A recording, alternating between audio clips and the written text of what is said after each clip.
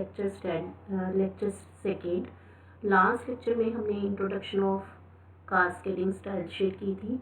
आज हम करेंगे CSS जो है उसको HTML में कितने मेथड से जो है यूज़ किया जाता है, यानी कि CSS को किस तरह एम्बेड किया जाता है HTML के साथ।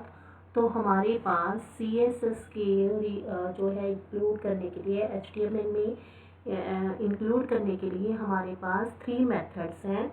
फर्स्ट मेथड है इनलाइन मेथड, सेकंड है embedded style sheet and third है एक्सटर्नल स्टाइल शीट। तो एम्बेडेड जो स्टाइल शीट है उसको हम इंटरनल स्टाइल भी कहते हैं। फर्स्ट मेथड है इनलाइन स्टाइल। इसमें क्या होगा, हम एक स्टाइल कीवर्ड यूज़ करेंगे और उस स्टाइल कीवर्ड को HTML के किसी भी टैग पर, जिस टैग को हमने फॉर्मेट करना है उस टैग में हम स्टाइल कीवर्ड यूज़ करके CSS के जो भी प्रॉपर्टीज़ होंगी, जो हमने लास्ट लेक्चर में उसका सिंटेक्स यूज़ किया था, यानी कि हम उसके एट्रीब्यूट्स जो है यूज़ करके उनकी वैल्यूज़ देंगे। तो इस तरह से जो है इनलाइन में क्या होगा कि HTML के पर्टिकुलर टैग में हम स्टाइल कीवर्ड यूज़ करके देन उसकी एट्रीब्यूट्स और वैल्यूज़ देंगे। इसका सिंटेक्स हम इन तीनों का जो सिंटेक्स है नेक्स्ट स्लाइड्स में देखेंगे। नेक्स्ट है अम्बेडेड। अम्बेडेड में क्या होगा, स्टाइल कीवर्ड यूज़ करके, style tag, not a keyword, style tag use करेंगे। इस स्टाइल टैग को जो है हम हेड के अंदर, हेड टैग के अंदर यूज़ करेंगे। पर्टिकुलर किसी टैग के अंदर नहीं यूज़ करेंगे, हेड टैग के अंदर यूज़ करेंगे और उसके अंदर ही जिस टैग को हमने फॉर्मेटिंग करनी है उस टैग को जो है इंक्लूड करेंगे। नेक्स्ट है external style sheet. External style sheet में क्या होगा, हम CSS की एक फ़ाइल बनाएंगे, देन HTML की एक फ़ाइल बनेगी और उन दोनों को आपस में हम लिंक कर देंगे। ये थी एक्सटर्नल। अब देखते हैं inline style sheet. Inline style sheet में क्या होगा, ये इसमें हम जो हमारे CSS का रूल्स होंगे उनको डायरेक्टली इंडिविजुअली किस HTML के जितने भी टैग होंगे जहाँ पर हमने फॉर्मेटिंग करनी है उस टैग में हम क्या करेंगे, स्टाइल यूज़ करेंगे। देन इक्वल टू करके जो फॉर्मेटिंग करनी है, जो भी एट्रीब्यूट में हमने चेंजेस करनी है वो प्रॉपर्टी एंड उसकी वैल्यूज़ देंगे। देन हम उसको क्या करेंगे, सेमीकोलन से सेपरेट करते जाएंगे। जैसे यहाँ पे हमने एग्जांपल लिया है, कोई फाइल है, फाइल में हमारे पास हेडिंग 1 है, तो हेडिंग 1, देन हमने टैग, हमारे पास हेडिंग 1 है, हेडिंग 1 लिया, देन हमने क्या किया, स्टाइल यूज़ किया, स्टाइल लिखा, इक्वल टू, अब मैंने इसका टेक्स्ट कलर चेंज करना है तो हमने क्या किया, कलर कोलन देन उसकी वैल्यू। सेपरेट किससे करना है, सेमीकोलन से। अब मैंने इसका फ़ॉन्ट साइज भी चेंज करना है तो सेपरेट कर दिया सेमीकोलन से। फ़ॉन्ट साइज इसकी प्रॉपर्टी है, देन इसकी वैल्यू मैंने कितनी दे दी, 30 px। उसके बाद H1 में मैंने जो भी लिखना है वो मैंने लिख के H1 को क्लोज कर दिया।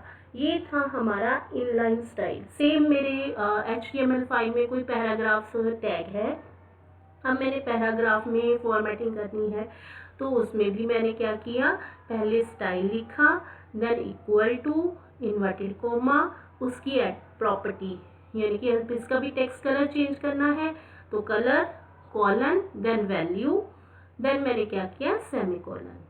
उसके बाद इसका भी फ़ॉन्ट साइज जो है मेरे को चेंज करना है, फ़ॉन्ट साइज कोलन देन उसकी वैल्यू। उसके बाद मैंने पैराग्राफ में जो भी टाइप करना है वो टाइप करके टैग को बंद कर देंगे।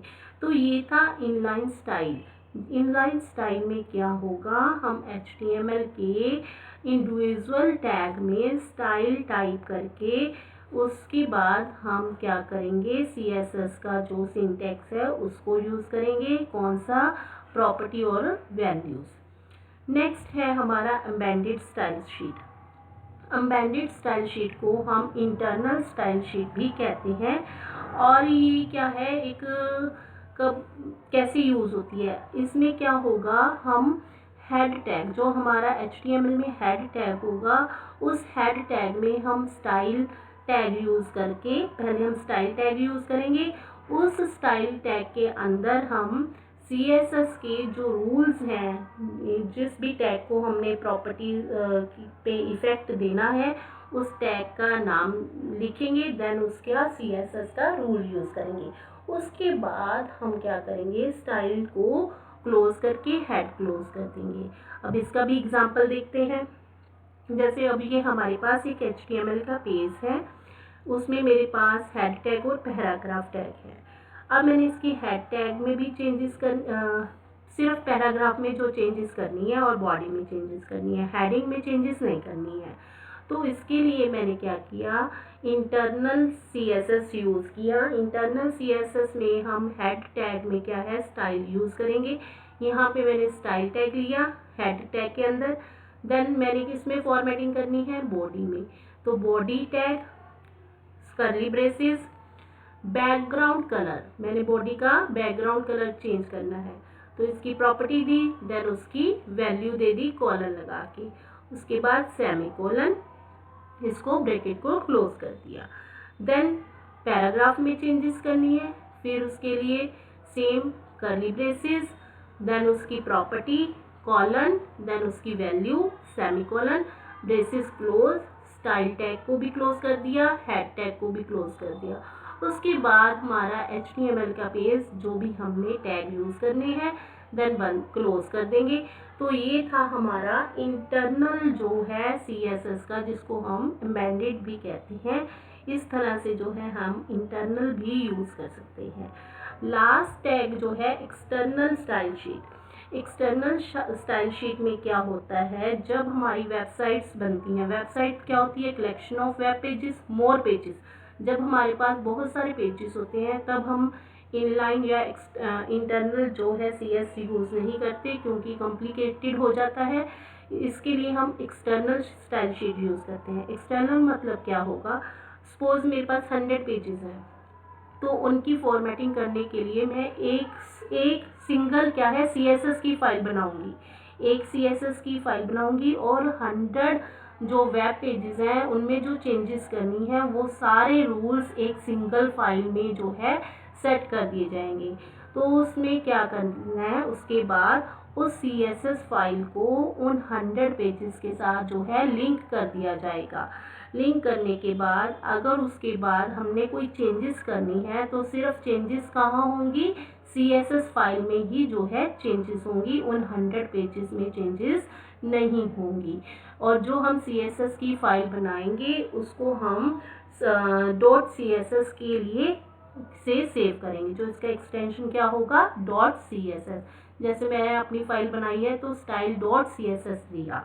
और एक बात, इसको एक सेम फोल्डर में रखना है, इन सभी फाइल्स को, HTML की फाइल्स को भी और CSS की फाइल को भी एक सेम फोल्डर में जो है आपने सेव करना है। इसका भी हम जो है प्रैक्टिकली देख लेते हैं अब, इनलाइन का भी और एक्सटर्नल का भी। पहले हम देखते हैं इनलाइन का। मेरे पास एक फाइल है HTML की, अब उसमें मैंने क्या किया है, हेडिंग 1 में मेरे पास हेडिंग 1 दिया हुआ है, और हेडिंग 1 में मैंने क्या है, इसका टेक्स्ट कलर चेंज किया हुआ है। ठीक है जी, कैसे, मैंने इंटरनल यूज़ किया हुआ है, इनलाइन नहीं है, इंटरनल है। तो इंटरनल में क्या होगा, हेडिंग टैग के अंदर मैंने स्टाइल टैग यूज़ किया, हेडिंग में मैंने उसको चेंजेस करनी है, तो H1 ब्रेसेस, प्रॉपर्टी क्या दी, कलर दिया, देन उसकी वैल्यू दे दी।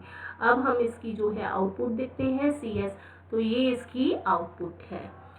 ओके, अब इसी तरह जो हमारे पास एक्सटर्नल, मैंने एक एक्सटर्नल CSS फाइल बनाई, एक फाइल बनाई, उसमें मैंने क्या किया, H1 के टैग लगा लिए।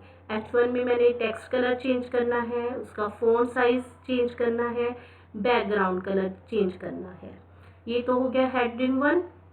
देन मेरी फाइल में पैराग्राफ भी है, तो पैराग्राफ में मैंने पहले क्या किया, टेक्स्ट, जो मेरा टेक्स्ट की अलाइनमेंट है उसको सेंटर में लेना है, देन बैकग्राउंड कलर चेंज करना है, फ़ॉन्ट साइज चेंज करना है, font style and font family, इनकी सारे इफेक्ट मैंने किसको दिए, पैराग्राफ को दिए। देन मेरी फाइल में H2 है, H2 में भी मैंने बैकग्राउंड कलर चेंज किया है, टेक्स्ट कलर चेंज किया है, बॉर्डर साइज चेंज किया है, और फ़ॉन्ट स्टाइल और टेक्स्ट की अलाइनमेंट। उसके बाद मैंने बॉडी को बैकग्राउंड दिया है, बैकग्राउंड में मैंने इमेज लगाई है। अब इस फाइल को, जो मैंने ये CSS फाइल बनाई है, इस फाइल का लिंक मैं 100 ऑफ पेजेस, मोर देन जितने भी ज़्यादा पेजेस होंगे, किसी भी पेज के साथ, HTML की किसी भी पेज के साथ इसको मैं लिंक कर सकती हूँ। कोई ज़रूरी नहीं है मैं सिंगल पेज के साथ इसकी लिंकिंग कर सकूँ। तो मैंने एक HTML पेज बनाया, उसमें सिर्फ लिंक टैग लगाया, link rel equal to inverted comma style sheet inverted comma close, type कौन सी टाइप है हमारी फाइल की, टेक्स्ट CSS, और उसका लिंक कहाँ है, href URL सेम फोल्डर में है, इसलिए हमने एब्सोल्यूट नहीं दिया, रिलेटिव दिया 1.css। अब हमारी जो HTML फाइल है, अब वो क्या है, CSS first.html। अब हम इसकी भी जो है आउटपुट देख लेते हैं। तो ये देखो मेरी जो है सारी फॉर्मेटिंग यहाँ पे हुई है। अब मैं कोई और नया पेज लेकर उसकी भी जो लिंकिंग है इस फाइल के साथ कर सकती हूँ। तो इस तरह से जो है हम CSS फाइल को यूज़ कर सकते हैं डिफरेंट वे से।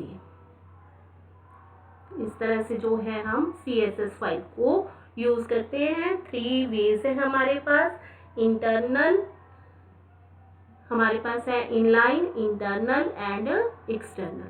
और याद रखना बेटा, जब हम एक्सटर्नल यूज़ करेंगे तब हमने HTML की फाइल और जो हम CSS की फाइल बनाएंगे वो एक ही फोल्डर में जो है सेव होनी चाहिए, और एक ही फोल्डर में जो है सेव होनी चाहिए, अलग अलग फोल्डर पे उसको सेव नहीं करना, अदरवाइज उसको जो है कॉम्प्लिकेशंस आएंगी।